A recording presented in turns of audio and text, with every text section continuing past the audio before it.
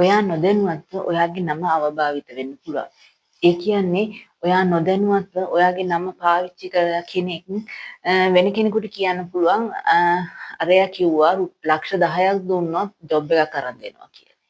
ඉතින් ඒ විදිහට ඔයාගේ නම පාවිච්චි කරලා වෙන අය ප්‍රයෝජන ගන්න පුළුවන්. ඉතින් එතකොට කැත වෙන්නේ ඔයාගේ නමනේ. ඔයා පගාව ගන්න කෙනෙක් විදිහට තමයි සමාජගත වෙන්නේ. ඉතින් ඒ නිසා හරි පරිස්සමින් මේ වගේ දේවල් කරන්නේ මේ ඈතින් ඉන්න කට්ටිය නෙවෙයි. ඔයා ළඟින්ම ඉන්න, ඔයා ළඟින්ම කාලා බීලා ඉන්න කට්ටිය. ඉතින් ඒ නිසා ගොඩක් පරිස්සම් වෙන්න ඕනේ.